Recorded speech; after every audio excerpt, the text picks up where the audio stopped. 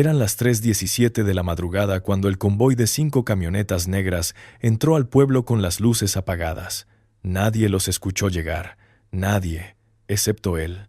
El hombre al que todos llamaban el loco Severiano estaba sentado en el porche de su casa en ruinas, fumando un cigarro sin filtro, mirando hacia la oscuridad como si supiera exactamente lo que venía.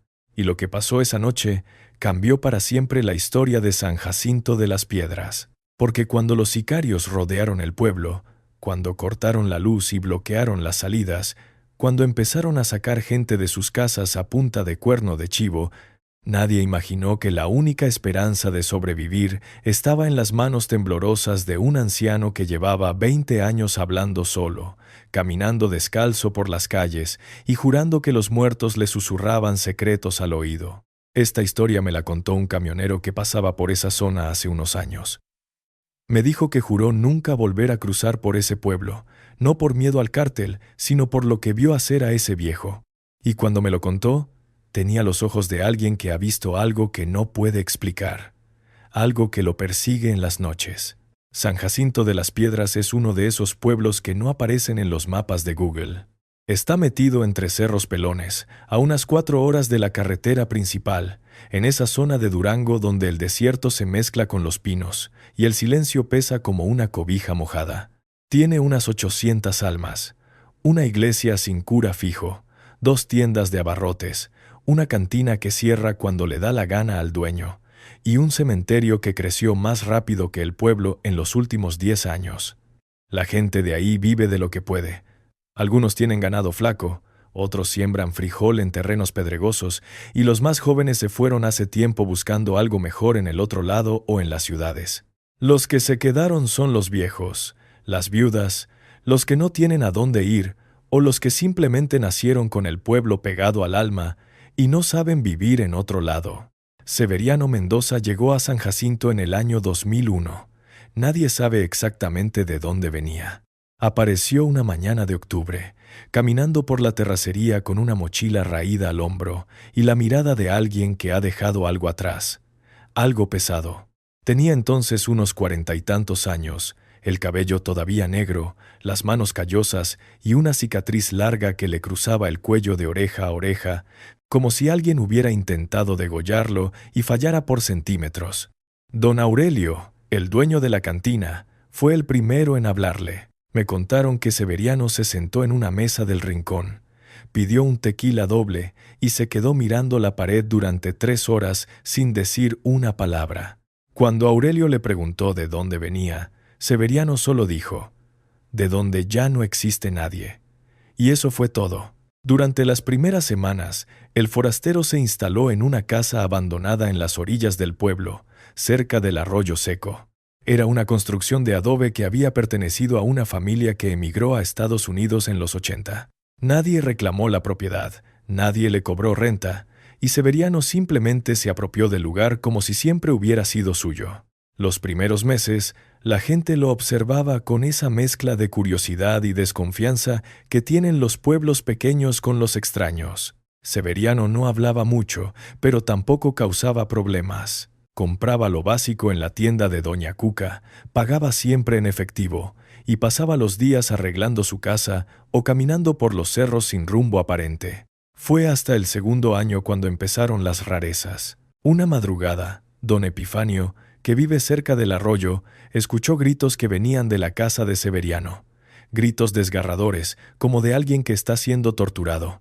Epifanio agarró su escopeta y fue a investigar, pensando que alguien había entrado a robar o algo peor. Pero cuando llegó, encontró a Severiano solo, sentado en el piso de tierra, sudando a chorros, con los ojos abiertos como platos, hablando en un idioma que Epifanio no reconoció. No era español, no era inglés, no era ninguna lengua indígena de la zona.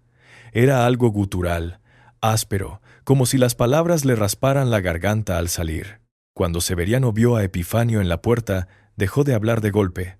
Lo miró durante un momento eterno y luego sonrió. Una sonrisa que Epifanio describió después como la sonrisa de alguien que ya está muerto por dentro. Y le dijo, «Vete a tu casa, vecino. Esto no es para tus ojos. Ellos no quieren testigos». Epifanio no preguntó quiénes eran ellos. Se dio la vuelta y regresó a su casa sin mirar atrás. Esa noche no durmió, y desde entonces evitó pasar cerca de la casa de Severiano después del anochecer. Las historias se fueron acumulando con los años. Doña Remedios juraba que una vez vio a Severiano parado en medio del panteón a las 3 de la mañana, hablando con las tumbas como si estuviera en una junta de negocios. El nieto de don Tacho contó que lo encontró en el Cerro del Coyote, dibujando símbolos en la tierra con un palo, símbolos que el niño no reconoció pero que le dieron tanto miedo que salió corriendo sin voltear. Y luego estaba lo del perro. Severiano tenía un perro viejo, un animal flaco y sarnoso que lo seguía a todas partes. El perro murió un invierno, de viejo no más, y Severiano lo enterró en su patio. Pero una semana después, varios vecinos juraron haber visto al perro caminando junto a Severiano por las calles del pueblo. El mismo perro, con las mismas manchas, cojeando de la misma pata. Cuando alguien le preguntó a Severiano por el animal, él respondió con toda naturalidad. No quiso irse. Dice que todavía no es su tiempo. Para cuando Severiano cumplió 10 años en el pueblo, ya nadie dudaba de que estaba loco, completamente perdido de la cabeza. Los niños le tenían miedo y cruzaban la calle cuando lo veían venir. Las señoras se persignaban al pasar frente a su casa. Los hombres lo toleraban porque nunca causaba problemas graves, pero nadie quería tener nada que ver con él. Le pusieron apodos crueles, como pasa en los pueblos. El loco Severiano, el brujo, el muertero, el que habla con los difuntos. Él nunca se defendió, nunca se quejó, nunca intentó explicarse.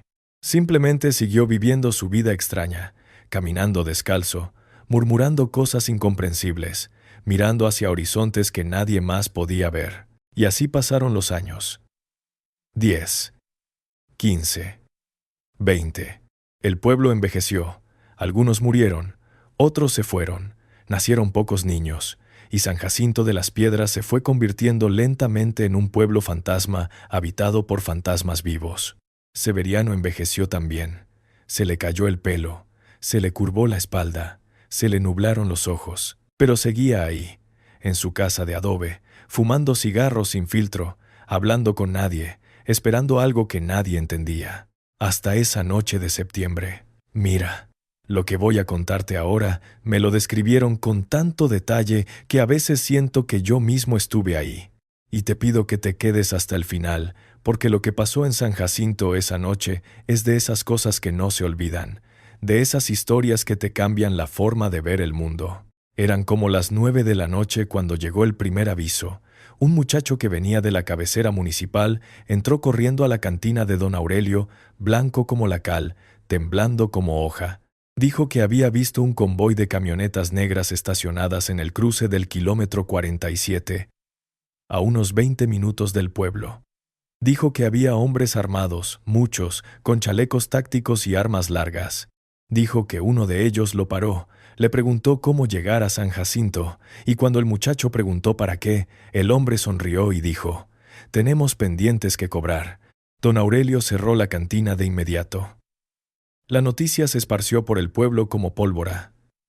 En menos de una hora, todas las puertas estaban atrancadas, todas las luces apagadas, todos los niños escondidos en los rincones más oscuros de las casas. Los que tenían armas las sacaron, aunque sabían que unas cuantas escopetas viejas y pistolas oxidadas no servirían de nada contra lo que venía. El cártel. No hacía falta decir cuál. En esa zona solo operaba uno, y su fama era suficiente para helar la sangre. Habían arrasado pueblos enteros en los últimos años, habían colgado gente de los puentes, habían quemado casas con familias adentro, habían desaparecido a cualquiera que se les atravesara, y ahora venían a San Jacinto. Nadie sabía por qué. El pueblo no tenía nada que ofrecer, no había dinero, no había tierras valiosas, no había rutas de trasiego importantes. ¿Qué querían? ¿A quién buscaban? ¿Qué pendientes tenían que cobrar? Las horas pasaron lentas, pesadas, llenas de un silencio que dolía. La gente rezaba en voz baja, abrazaba a sus hijos, se despedía mentalmente de la vida. Algunos pensaron en huir, pero ¿a dónde? El pueblo estaba rodeado de cerros y solo había un camino de entrada.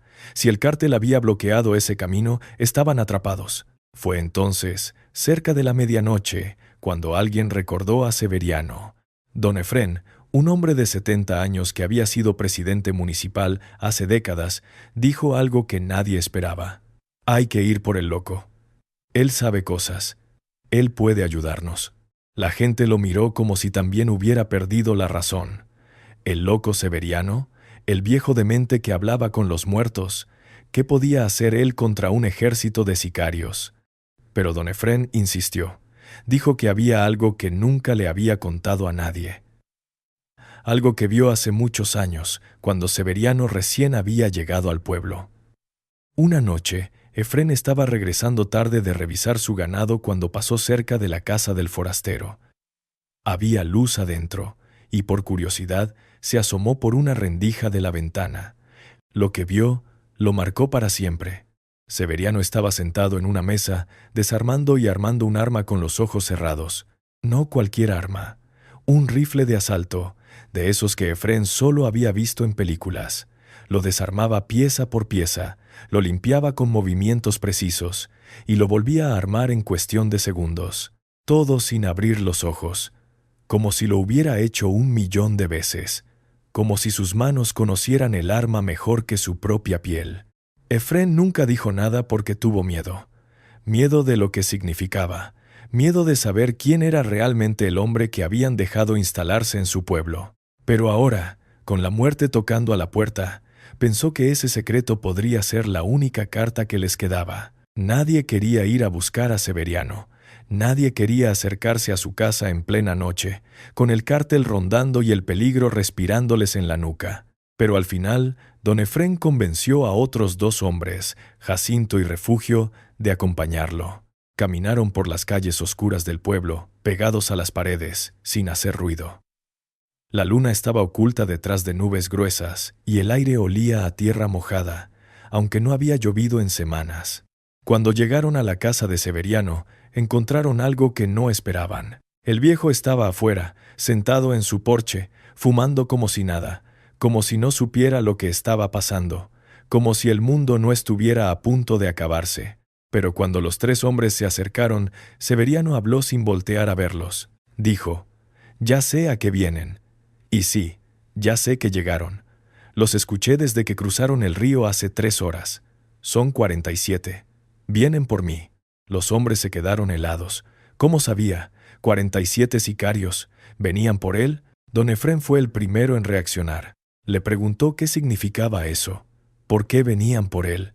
¿Quién era realmente? Severiano apagó su cigarro contra el suelo, se levantó despacio y por primera vez en 20 años los miró directamente a los ojos. Lo que vieron ahí no era locura, era algo más profundo, más oscuro, más antiguo. Era la mirada de alguien que ha visto el infierno y decidió quedarse a vivir en él.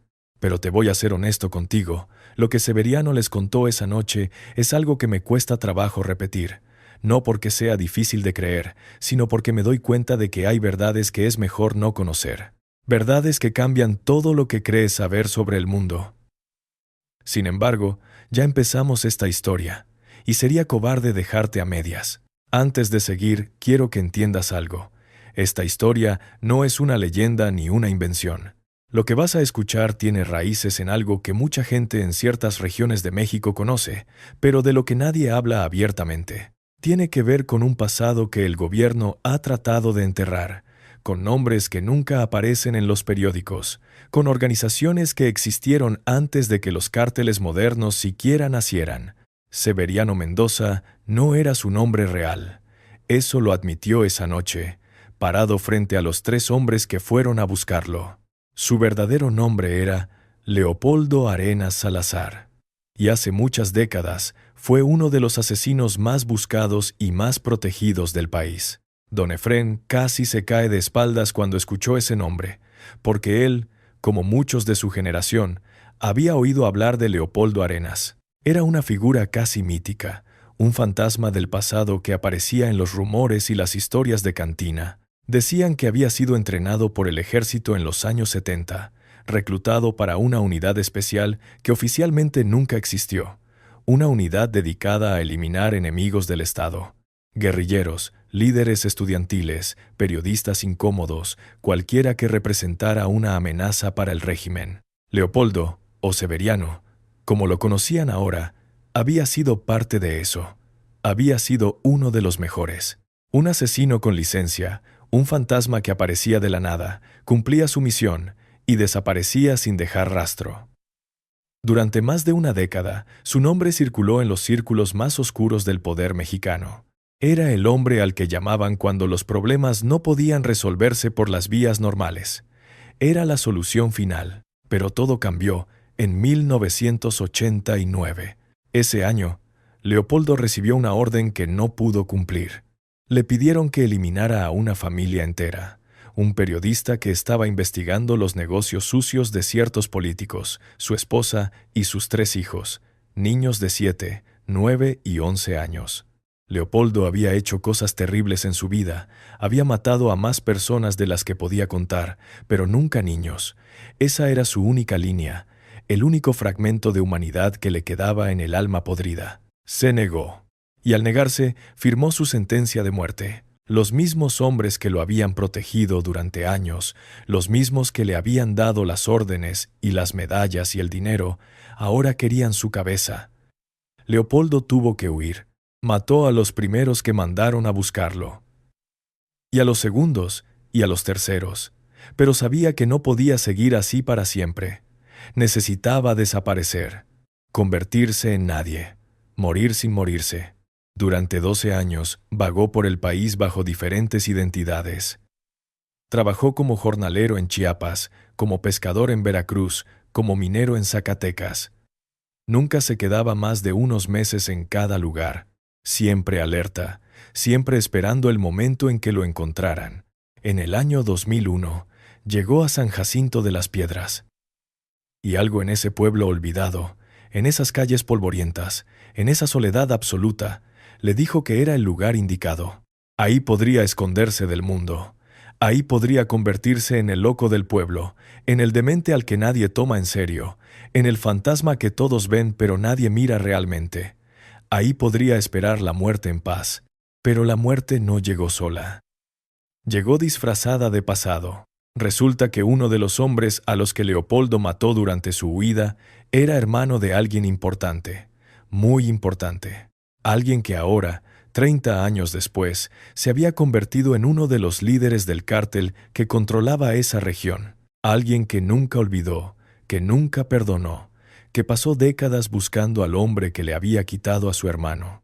Y finalmente lo encontró. Un informante en la cabecera municipal reconoció a Severiano por una foto vieja, borrosa, que el líder del cártel había estado circulando durante años.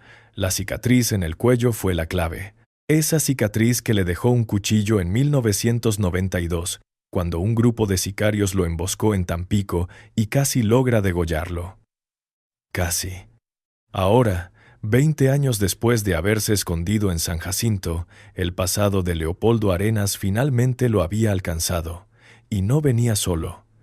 Venía con 47 hombres armados, con sed de venganza, con órdenes de no dejar sobrevivientes. Los 3 hombres que fueron a buscar a Severiano escucharon todo esto en silencio, con los ojos cada vez más abiertos, con el corazón latiéndoles cada vez más fuerte. Cuando Severiano terminó de hablar, Jacinto, el más joven de los 3, hizo la pregunta que todos tenían en la mente. ¿Y ahora qué hacemos? ¿Vamos a morir todos por culpa de tu pasado? Severiano sonrió, esa sonrisa que Epifanio había descrito años antes, la sonrisa de alguien que ya está muerto por dentro, y dijo: «Nadie va a morir esta noche, nadie excepto ellos, pero necesito que hagan exactamente lo que les voy a decir». Lo que siguió fue algo que ninguno de los sobrevivientes puede explicar completamente, porque lo que vieron esa noche desafía toda lógica, toda razón, todo lo que creían posible. Pero déjame contártelo paso a paso. Primero, Severiano les dio instrucciones precisas. Debían reunir a toda la gente del pueblo en la iglesia, todos, sin excepción. Debían cerrar las puertas y no abrirlas por nada del mundo hasta que amaneciera, sin importar lo que escucharan afuera, sin importar los gritos, los disparos, las súplicas. No debían abrir esas puertas. Don Efrén protestó. No podían simplemente esconderse mientras un viejo enfrentaba solo a un ejército de sicarios. Era un suicidio. Era una locura. Severiano lo miró con algo parecido a la ternura. Le dijo: «Toda mi vida fue una locura, compadre. Déjame terminarla como empezó. Además, ustedes no van a esconderse. Van a rezar. Van a rezar con toda la fe que les quede. No por mí, sino por las almas de los hombres que van a morir esta noche. Porque cuando acabe con ellos, sus espíritus van a vagar por este pueblo durante mucho tiempo, y solo sus oraciones podrán guiarlos hacia donde deben ir». Nadie entendió lo que quiso decir, pero nadie se atrevió a preguntar. Los 3 hombres regresaron al pueblo y cumplieron las instrucciones. Despertaron a todos, los sacaron de sus casas con el mayor silencio posible y los guiaron hacia la iglesia. Eran como 200 personas en total, contando niños y ancianos. Se apretujaron en las bancas y en el piso, temblando de miedo, murmurando oraciones, abrazándose unos a otros. Mientras tanto, afuera, Severiano se preparaba. De su casa sacó cosas que nadie sabía que tenía. Un baúl enterrado en el patio trasero contenía armas que no se habían fabricado en décadas. Rifles de asalto, pistolas automáticas, cuchillos de combate, granadas, todo perfectamente conservado, engrasado, listo para usar, como si hubiera estado esperando este momento durante 20 años. Se vistió con ropa oscura, se amarró los cuchillos al cuerpo, se colgó las armas al hombro, y luego hizo algo que nadie vio, pero que varios juraron haber sentido. Porque en ese momento, una ola de frío inexplicable recorrió el pueblo. Un frío que nada tenía que ver con el clima.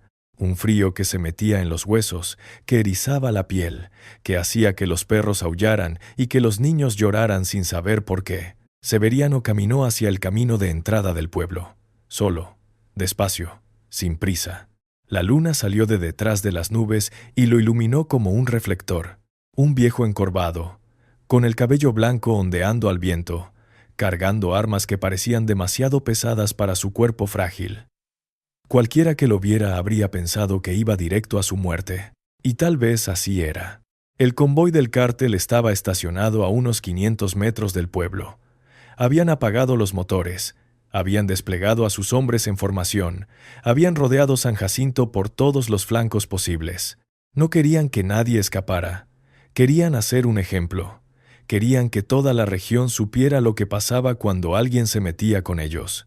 El líder del convoy se llamaba Rodrigo Fuentes, pero todos le decían «el Cuervo» por su costumbre de arrancarle los ojos a sus víctimas antes de matarlas.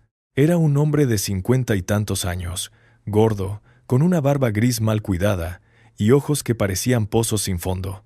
Había estado esperando este momento durante 3 décadas, desde que encontró el cuerpo de su hermano menor en un callejón de Monterrey, con 3 balazos en el pecho y una nota que decía: «Esto pasa cuando mandan niños a hacer trabajos de hombres». Esa nota era la firma de Leopoldo Arenas. Y el Cuervo había jurado sobre la tumba de su hermano que no descansaría hasta encontrarlo. Cuando sus hombres le avisaron que había detectado movimiento en el camino, el Cuervo agarró sus binoculares de visión nocturna y miró. Lo que vio casi lo hace soltar una carcajada. Un viejo, un solo viejo, caminando hacia ellos como si fuera a dar un paseo. Pero cuando enfocó mejor, cuando vio la silueta, cuando reconoció la forma de caminar, la postura, la manera de sostener las armas, la sonrisa se le congeló en la cara. Conocía ese caminar. Lo había estudiado durante años, viendo las pocas grabaciones de seguridad que existían de Leopoldo Arenas en acción. Era él. Después de 30 años, era él. El Cuervo dio la orden de avanzar. 47 hombres empezaron a caminar hacia el pueblo, formando una línea que se extendía de un extremo al otro del camino. Iban despacio, confiados, disfrutando el momento. Sabían que tenían la ventaja numérica, que tenían las mejores armas, que no había forma de que un viejo solo pudiera hacer nada contra ellos. Lo que no sabían era que Leopoldo Arenas nunca había peleado solo. Esto que te voy a contar ahora es la parte más difícil de creer. Y te entiendo si piensas que es una exageración o una leyenda que creció con el tiempo, o simplemente una mentira. Pero te pido que escuches hasta el final, porque hay cosas en este mundo que no tienen explicación racional, y esta es una de ellas. Cuando la distancia entre Severiano y el convoy se redujo a unos 200 metros, algo cambió en el aire. Los hombres del cártel lo sintieron primero como un zumbido en los oídos, luego como un peso en el pecho, luego como un miedo irracional que les subía por la espalda. Algunos empezaron a dudar de sus pasos. Algunos miraron hacia los lados, buscando algo que explicara esa sensación. Algunos pensaron en dar la vuelta, pero el cuervo los empujó hacia adelante con gritos y amenazas. Les recordó quiénes eran, cuántas batallas habían ganado, cuánta sangre habían derramado. Les dijo que el miedo era para los débiles, que ellos eran guerreros, que nada podía detenerlos. Y entonces Severiano se detuvo. Se quedó parado en medio del camino, mirando hacia el convoy que avanzaba. Levantó la cabeza hacia el cielo y murmuró algo que nadie pudo escuchar. Una oración tal vez, o una invocación, o simplemente las palabras de un hombre que se despide del mundo. Y luego, las sombras empezaron a moverse. No las sombras normales que proyecta la luna. Sombras que tenían forma. Sombras que tenían voluntad. Sombras que salían de la tierra, de los árboles, de las piedras del camino. Sombras que se alzaban como columnas de humo negro y empezaban a tomar formas humanas. Los hombres del cártel se detuvieron de golpe. Algunos gritaron, algunos empezaron a disparar hacia las sombras, pero las balas las atravesaban sin causar ningún efecto. Algunos tiraron sus armas y corrieron. Pero las sombras los alcanzaban, los rodeaban, los envolvían. Y entonces empezó la matanza. Pero no fue Severiano quien mató a esos hombres. Fueron las sombras, fueron los cientos de almas que Leopoldo Arenas había enviado al otro mundo durante su vida como asesino. Almas que nunca encontraron paz, que nunca fueron lloradas, que nunca tuvieron una tumba donde descansar. Almas que habían estado siguiéndolo durante décadas, esperando el momento de cobrar su deuda. Porque eso era lo que Severiano nunca le dijo a nadie. Eso era lo que lo había vuelto loco. Podía verlos, podía escucharlos, podía sentir su presencia constantemente, susurrándole en el oído, recordándole lo que había hecho, exigiéndole una compensación que él no sabía cómo dar. Durante 20 años en San Jacinto, Severiano había hablado con ellos, había negociado con ellos, había hecho un pacto con ellos. Les prometió que cuando llegara el momento, les daría nuevas almas a cambio de las suyas. Les prometió que los usaría una última vez, para un propósito que al menos tuviera algo de justicia, proteger a un pueblo de inocentes. Y esa noche, las sombras vinieron a cumplir su parte del trato.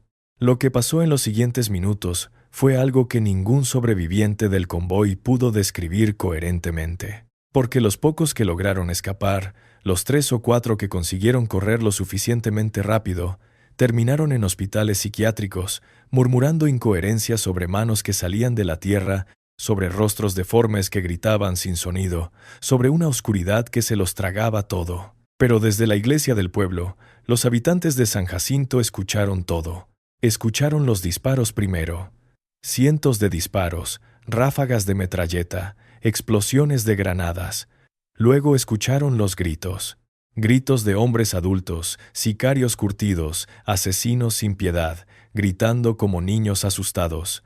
Gritos de dolor, de terror, de súplica. Gritos que pedían perdón, que rogaban por sus madres, que prometían cualquier cosa a cambio de que los dejaran vivir. Y luego, silencio. Un silencio tan absoluto, tan pesado, que dolía en los oídos. Un silencio que duró horas, que se extendió como una niebla sobre el pueblo, que no dejaba escuchar ni el viento, ni los grillos, ni nada. Las puertas de la iglesia permanecieron cerradas, como Severiano había ordenado.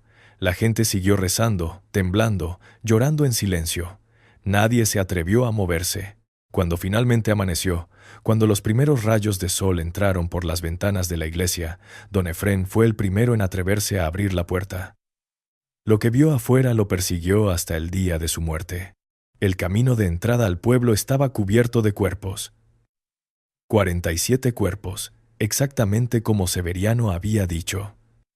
Pero no eran cuerpos normales. Estaban retorcidos en posiciones imposibles, con expresiones de terror congeladas en los rostros, con los ojos abiertos mirando hacia algo que ya no estaba ahí. Algunos tenían marcas de garras en la piel, otros tenían los huesos rotos en ángulos que no correspondían a ninguna caída o golpe natural. Otros simplemente parecían haber muerto de miedo puro, sin una herida visible en el cuerpo. El cuervo estaba en el centro del camino, de rodillas, con las manos levantadas en un gesto de rendición. Tenía una expresión de absoluto pánico, y le faltaban los dos ojos. Alguien, o algo, le había devuelto el mismo trato que él daba a sus víctimas.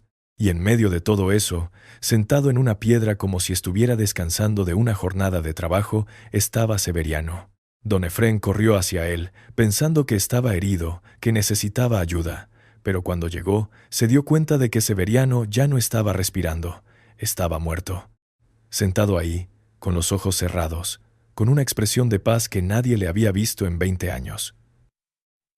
Muerto, pero con una pequeña sonrisa en los labios. En su mano izquierda tenía un papel doblado, una nota.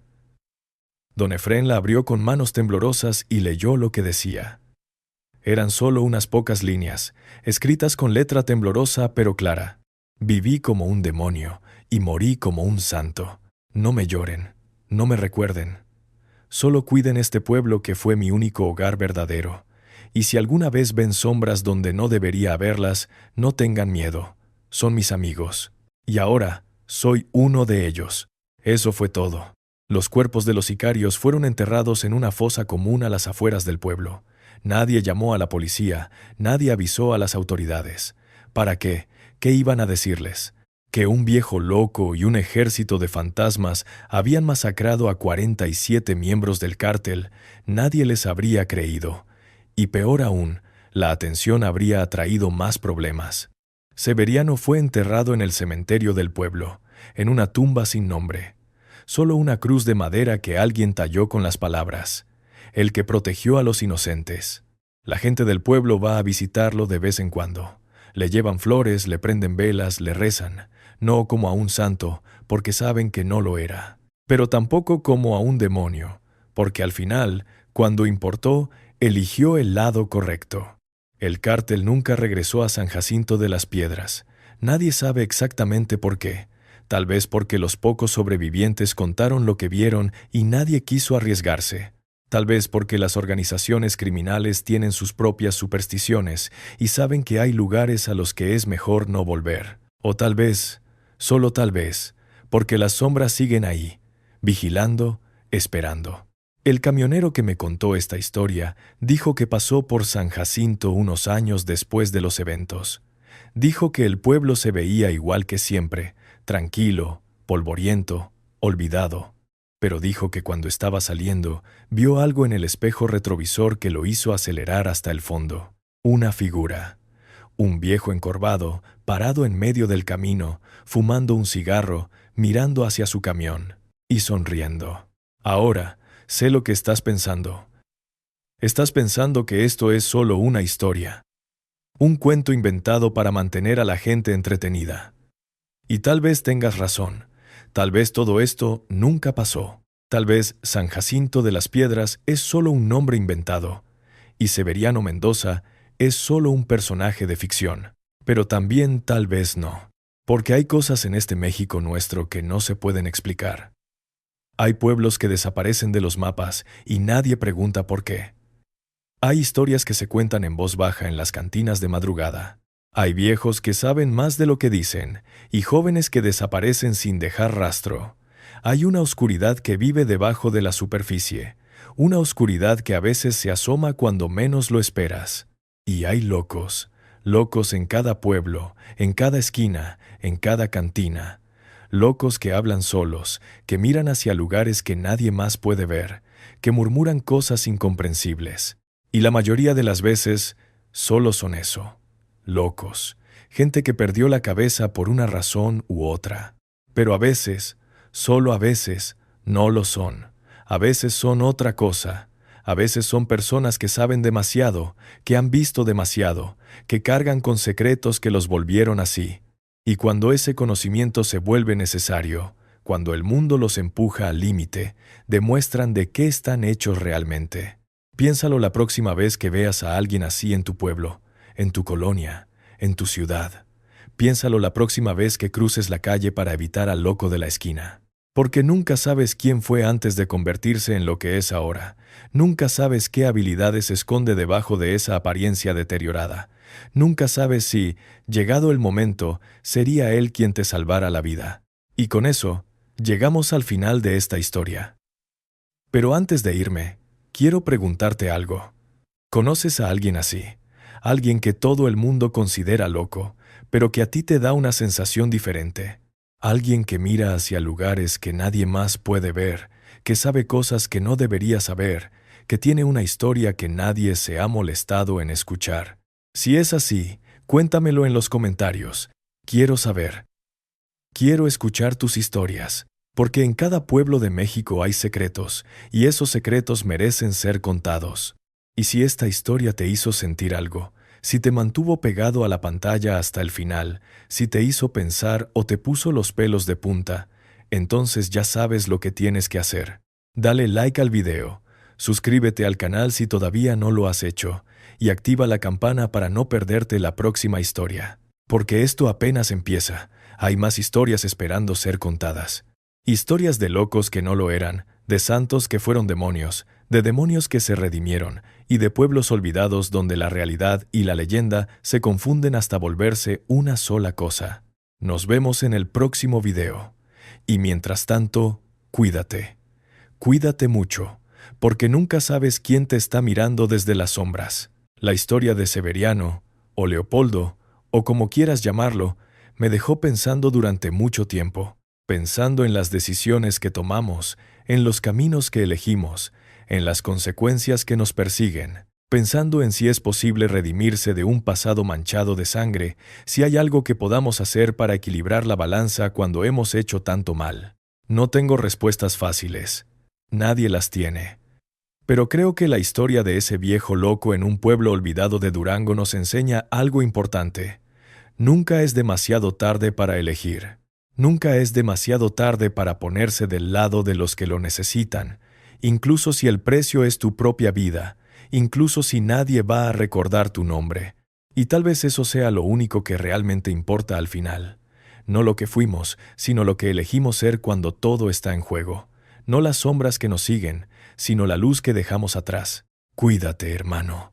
Y la próxima vez que veas a un loco caminando por las calles de tu pueblo, tal vez detenerte un momento y mirarlo. Realmente mirarlo. Porque detrás de cada par de ojos hay una historia. Y algunas de esas historias son más extraordinarias de lo que jamás podrías imaginar. Hasta la próxima. Ahora, déjame contarte algo más sobre lo que pasó después en San Jacinto. Porque la historia no terminó esa mañana cuando encontraron a Severiano muerto en el camino. Hubo consecuencias, hubo secuelas, hubo cosas que nadie esperaba y que cambiaron el pueblo para siempre. Las primeras semanas después de la masacre fueron las más difíciles. La gente no sabía cómo procesar lo que había pasado. Habían sido testigos de algo imposible, algo que desafiaba todo lo que creían sobre el mundo. Algunos intentaron racionalizar, decir que habían sido alucinaciones colectivas, que el miedo les había jugado malas pasadas. Pero era difícil mantener esa explicación cuando los cuerpos estaban ahí, cuando las marcas en la tierra y las manchas de sangre eran reales, cuando el olor a muerte tardó semanas en disiparse. Don Efrén se convirtió en una especie de líder informal después de los eventos. Era el único que había hablado directamente con Severiano antes de esa noche, el único que conocía la historia completa. Los demás acudían a él buscando explicaciones, buscando consuelo, buscando algún sentido en medio del caos. Pero don Efrén no tenía respuestas. Solo tenía la nota que Severiano había dejado, esas pocas líneas que leía y releía cada noche antes de dormir. Viví como un demonio y morí como un santo. ¿Qué significaba eso realmente? ¿Era posible que un hombre que había matado a tantos pudiera redimirse con un solo acto? ¿El sacrificio final borraba todos los pecados anteriores? Efrén no lo sabía, pero decidió que, al menos para él, Severiano merecía ser recordado como el hombre que salvó al pueblo, no como el asesino que había sido antes, y convenció a los demás de hacer lo mismo. Pasaron los meses y la vida en San Jacinto volvió a algo parecido a la normalidad. La gente siguió con sus rutinas, con sus cosechas, con sus vidas cotidianas, pero algo había cambiado. Había una conciencia nueva, una apreciación diferente por cada día, por cada amanecer, por cada momento de paz, y también estaban los fenómenos. Porque después de esa noche, cosas extrañas empezaron a pasar en el pueblo. Nada aterrador, nada peligroso, pero definitivamente fuera de lo común. La gente empezó a reportar ver sombras en las noches, no sombras amenazantes, sino figuras que parecían patrullar los caminos, que vigilaban las casas, que se paraban en las esquinas mirando hacia la oscuridad. Al principio, la gente tuvo miedo, pero con el tiempo empezaron a darse cuenta de que las sombras nunca hacían nada malo, solo estaban ahí, vigilando. Una noche, un grupo de hombres armados entró al pueblo. Eran ladrones de ganado, oportunistas que habían escuchado que San Jacinto era un pueblo pequeño y desprotegido. Entraron en silencio, pensando que iban a tener un trabajo fácil. Los encontraron a la mañana siguiente en el camino de entrada, inconscientes, atados con cuerdas que nadie reconoció, con expresiones de terror absoluto en los rostros. Cuando despertaron y los interrogaron, los hombres balbucearon incoherencias sobre manos frías, sobre voces susurrantes, sobre una oscuridad que los había rodeado y paralizado. Nunca más volvieron. Y la noticia se corrió. San Jacinto de las Piedras estaba protegido. Por algo, por alguien, por fuerzas que era mejor no provocar. Con el tiempo, el pueblo empezó a crecer de nuevo. Gente que se había ido años atrás empezó a regresar, atraída por los rumores de que era uno de los lugares más seguros de la región.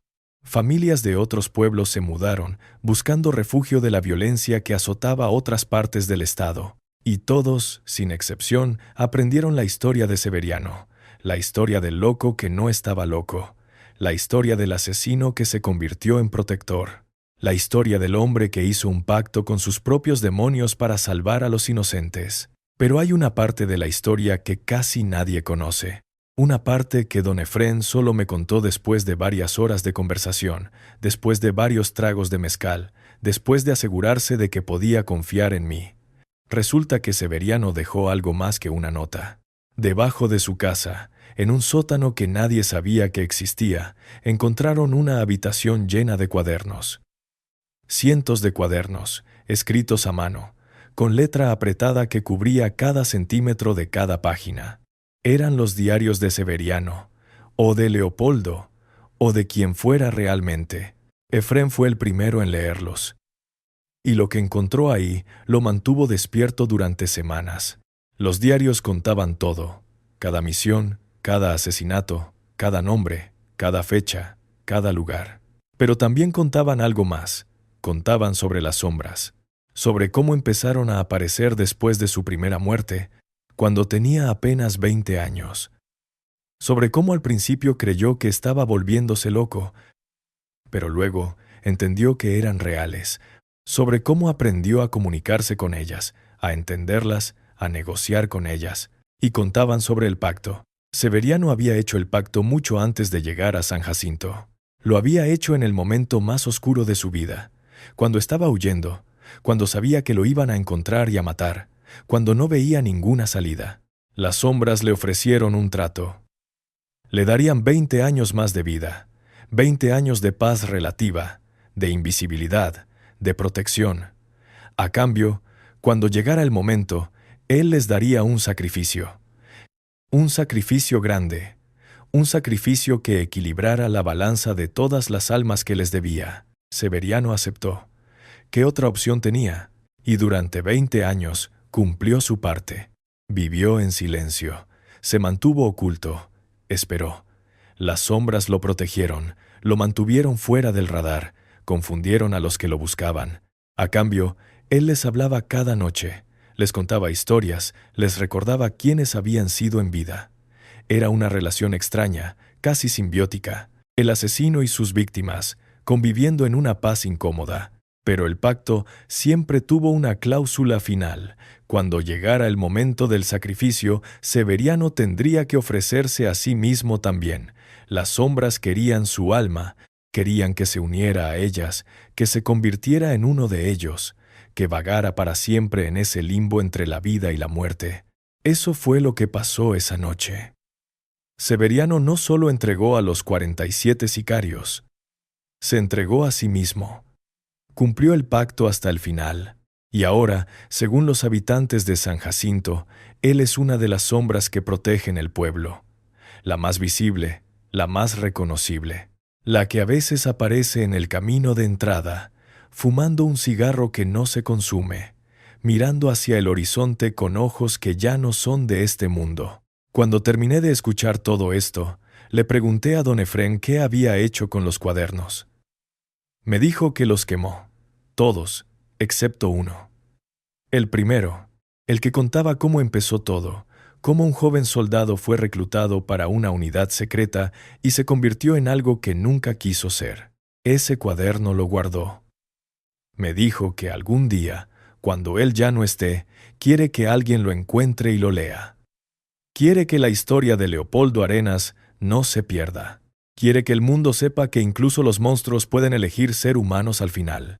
Le pregunté si podía ver el cuaderno. Se negó. Dijo que no estaba listo, que todavía había cosas que él mismo necesitaba entender. Pero me prometió que, cuando llegara el momento, me lo haría llegar. Todavía estoy esperando. Mientras tanto, cada vez que paso por esa región de Durango, me desvío un poco para pasar por San Jacinto de las Piedras. El pueblo sigue ahí, creciendo lentamente, viviendo en esa paz extraña que lo distingue de sus vecinos. La tumba de Severiano siempre tiene flores frescas. Y a veces, cuando el sol está bajando y las sombras se alargan, creo ver algo en el camino de entrada. Una figura, un viejo encorvado, un cigarro encendido. Pero tal vez son solo mis ojos cansados. Tal vez es solo el polvo del camino jugándome trucos. Tal vez, después de escuchar esta historia tantas veces, mi mente ve lo que quiere ver. O tal vez no, porque en este México nuestro hay más cosas entre el cielo y la tierra de las que nuestra filosofía puede soñar. Hay misterios que nunca se resolverán, historias que nunca se contarán completas, verdades que permanecerán ocultas para siempre. Y hay hombres como Severiano, hombres que caminan entre mundos, que cargan con secretos demasiado pesados, que hacen pactos con fuerzas que no entendemos, hombres que son llamados locos porque es más fácil que aceptar la realidad de lo que son. La próxima vez que escuches sobre el loco del pueblo, el raro de la colonia, el viejo que habla solo en la esquina, piensa en esta historia. Piensa en lo que podría estar escondido detrás de esos ojos perdidos. Piensa en los secretos que podría estar guardando. Y sobre todo, piensa en lo que harías tú si estuvieras en su lugar, si tuvieras un pasado manchado de sangre, si supieras que la muerte te persigue, si tuvieras la oportunidad de redimirte a cambio de tu propia existencia. ¿Lo harías? Yo no sé si lo haría. Honestamente, no lo sé, pero espero nunca tener que averiguarlo. Y con eso, realmente llegamos al final.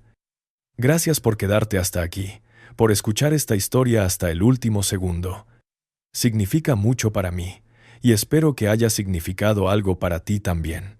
No olvides dejar tu comentario contándome qué piensas. ¿Crees en estas cosas? ¿Has vivido algo parecido? ¿Conoces a alguien como Severiano? Quiero saberlo todo. Y si este video te gustó, ya sabes dónde está el botón de like. Un clic no te cuesta nada, y me ayuda un chingo a seguir trayéndote este tipo de contenido. Suscríbete si todavía no lo has hecho. Activa la campana. Y prepárate, porque la próxima historia que tengo para ti es igual de intensa, igual de oscura, igual de real. Nos vemos pronto. Cuídate mucho. Y recuerda, las sombras siempre están mirando. Antes de terminar, déjame dejarte con algo más. Una reflexión final que me ha dado vueltas en la cabeza desde que escuché esta historia por primera vez. Vivimos en un país donde la violencia se ha vuelto tan común que ya no nos sorprende. donde las noticias de masacres y desapariciones son parte del desayuno, donde aprendimos a mirar hacia otro lado porque mirar de frente duele demasiado. Pero en medio de toda esa oscuridad hay historias como esta, historias de personas inesperadas que se levantan, de sacrificios que nadie vio venir, de actos de valentía que nunca llegan a los periódicos, pero que cambian comunidades enteras. San Jacinto de las Piedras fue salvado por alguien que todos habían descartado, por el loco, por el marginado, por el que no encajaba. Y eso me dice algo importante sobre quiénes somos y en quiénes ponemos nuestra confianza. A veces, la salvación no viene de los héroes obvios. A veces, viene de los lugares más inesperados, de los que nadie mira dos veces, de los que la sociedad ha decidido ignorar.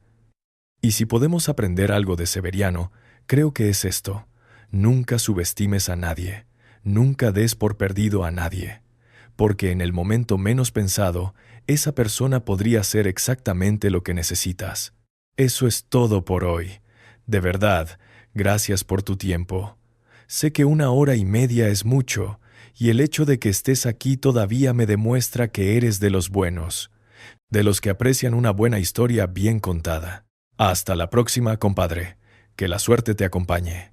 Y si alguna vez pasas por un pueblo olvidado de Durango y ves a un viejo fumando en la orilla del camino, no te asustes. Solo es Severiano, cuidando a los suyos, como siempre lo hizo. Ahora sí. Nos vemos.